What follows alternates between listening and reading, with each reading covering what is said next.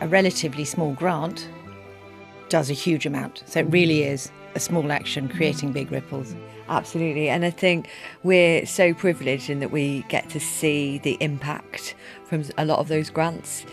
And honestly, sometimes I'm genuinely in tears seeing how much, just quite a small grant sometimes can change somebody's life. Communities evolve around people, and if we can all look after each other each day, just do something kind for one person you meet. And if everyone does that, it really will be a game changer.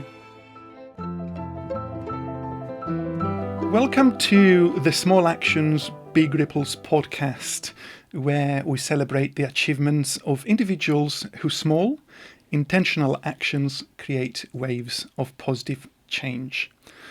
I'm joined today by Ruth Martin and Joanna Morris from Shropshire Community Foundation, a charity committed to creating social impact by supporting communities across Shropshire, Telford and Wrekin.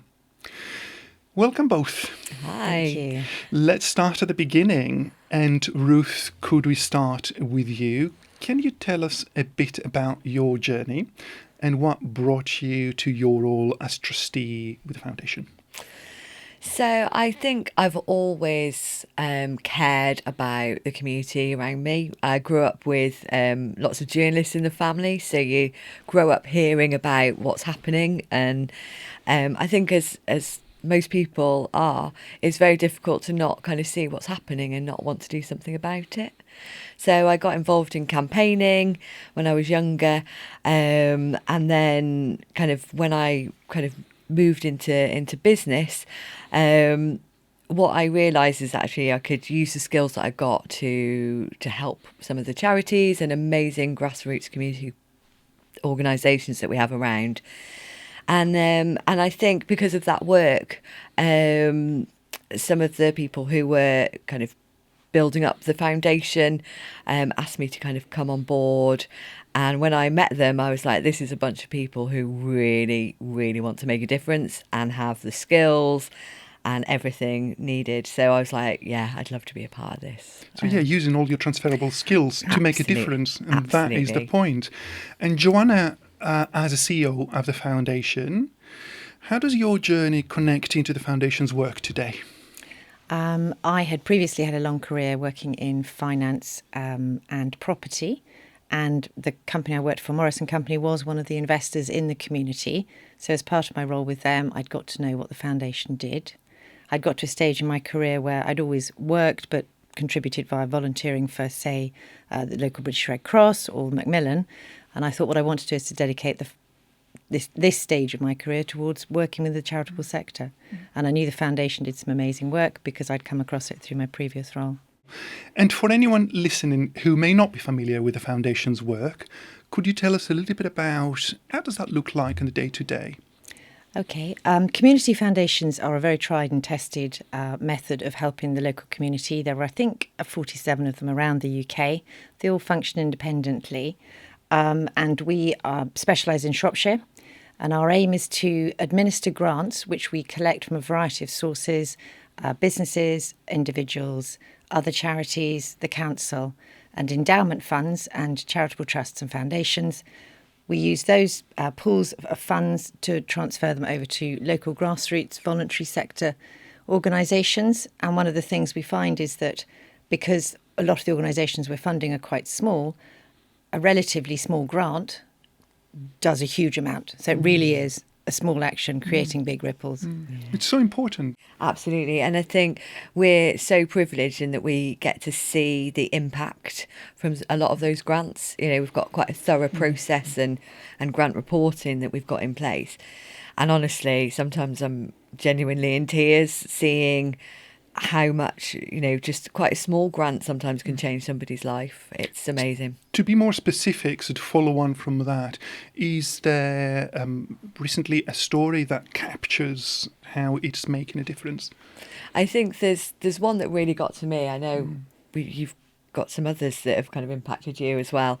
But I think Zach's Fund, so that's an endowment that we were asked by the family. They'd raised this money for cancer treatment for Zach.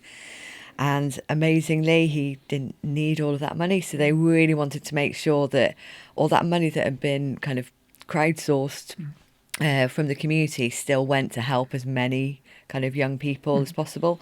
And so the grants have gone out to organisations, but also to individuals. So other young children who are going through cancer treatment and supporting their families because, and I think when you see, you know, that actually this family who are normally back and forth between hospitals, they've managed to take their entire family out to just the zoo or something, you know, to really spend time together and enjoy each other as a family.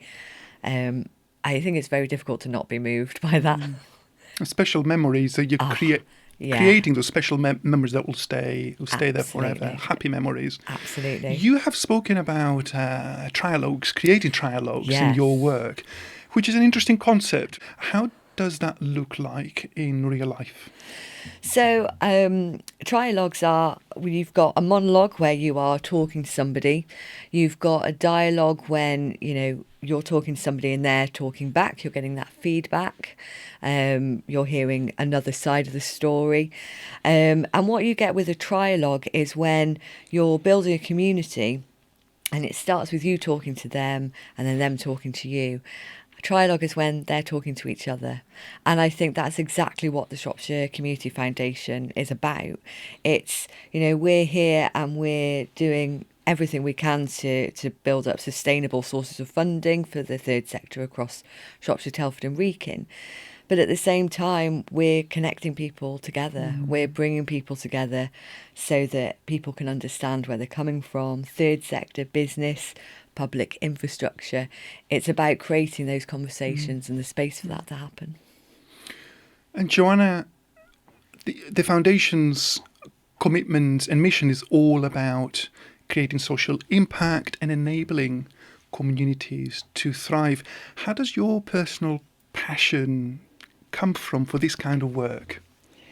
I think when you live in a county like Shropshire, which has such a strong sense of community, and as Ruth was saying earlier, you live within it, you see issues that need dealing with, and you realise that there is that community spirit to deliver it. It's wonderful to work for an organisation that is able to provide the financial support that's needed to drive the social impact through the volunteering of the community. And I know Ruth talked about earlier about the difference your work has made to an individual family. Is there a story that resonates, that kind of brings that to life? We have a number of grants that we've done over the last few years, but one of the ones that really resonated with me was I liked the fact it was a collaboration between two businesses. One is a global business, the other is very much a local business. So we had Denso on one side and then we had JCE Electrical on the other. They got together. They're a supply chain partnership, but they then realised that they had a huge amount of similarity in terms of their approach to social value.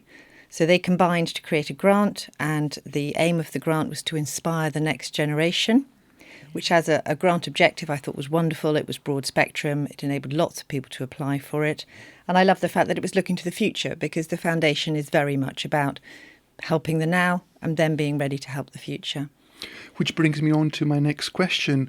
What does the future look like for a thriving Shropshire, Telford and Wrekin community? Well, I think more of what we're doing now would be good. There is a greater sense of cohesion. There's a lot of work going on between us and the councils and us and other charities to try and make sure that we are all working in partnership as efficiently as we can. And I do think that although it's a large county geographically, there is a sense of cohesion across the different sectors. We need to work on that, build on that. And really just to expand the work that the Community Foundation can do across the county and support more and more of our thriving voluntary and charitable sector. You've talked about cohesion, partnerships. Ruth, in your opinion, what else needs to happen to get there? I think for me, what I'd really love to see is people being really proud of being from Shropshire. The county itself is so diverse. When you think about the different settlements across the county, you've got, Oswestry, which is where I'm based, which is a little bit Wenglish, we're on the border. You've got Market Drayton, that's quite influenced by kind of Stoke a little bit more, Ludlow. We're such a diverse, huge county geographically. And I'd really love to see people, Shropshire, Telford and Wrekin, really coming together and just being really proud of this amazing place that we live. It's beautiful. We've got innovation coming out of our ears, and I think the more pride we can all have in where we live, the better and more thriving our communities will be. And for anyone out there listening to you talk with such passion about your work, and they want to make a difference in their own communities, where would you think is the best place to start? I think for me, it's almost like follow your passion. So if you see something that, makes you go, oh, I wish that could change, find a way to be able to volunteer in some way, or find a way to be able to find a solution or to do something. I think we all have to take accountability for, our communities. It doesn't need to be big. It just needs to be something. Brilliant. And Joanna, if somebody wanted to support the foundation and the work that you do directly, how could they get involved? Echoing the point that Ruth has just made, we work a lot with volunteers, people who help us monitor the grants that we've given, who meet with the beneficiaries. That's a wonderful way that we can look for help. There's always administration that I could have some help with if anyone would like to volunteer. And then any funds that people will be happy for us to look after on their behalf and to distribute on their behalf. If they are able to do that, we'll report back to them and let them know what their money has achieved for the county. Or even spreading the word. And this is what we're doing today. So look, there's this amazing charity based in Shropshire helping communities, individual families, anybody in need. Can we do something for them? Absolutely. I think and social media is such a powerful tool to be able to share not only what we can do to help people, but also, what the impact of that is. Liking, following our accounts on Instagram, Facebook, LinkedIn, liking our posts, sharing our posts. We've just recently had one for grants for village and community halls, which I think are key to what we to building communities. And if people could share this grant is open, it really helps. And there's another grant as well with Ling and Davis, the charity.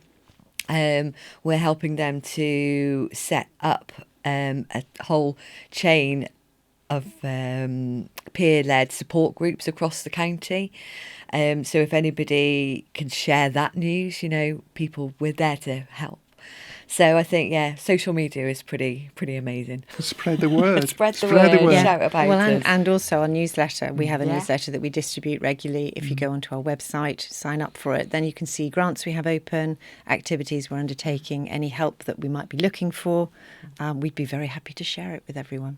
Yeah. That's all brilliant. And before we wrap up, a couple of lighter questions for you both.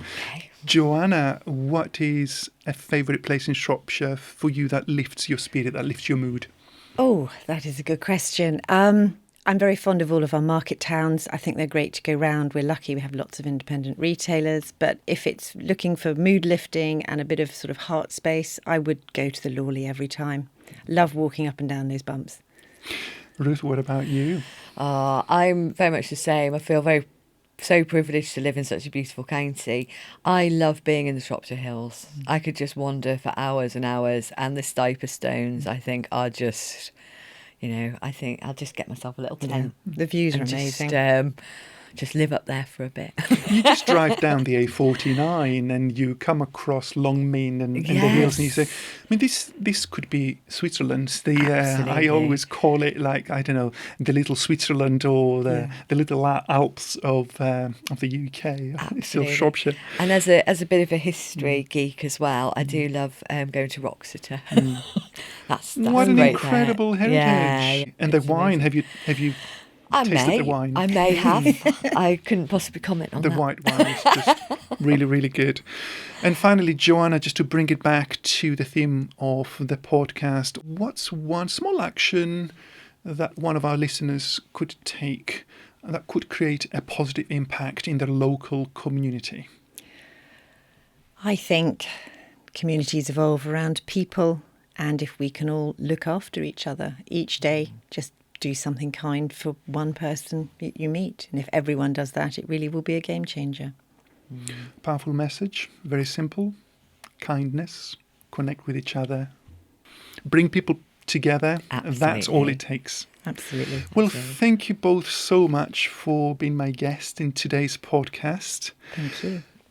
Until next time, just keep taking those small actions. You never know just how far your ripples will reach. Thank you for tuning in, and we'll see you in the next episode.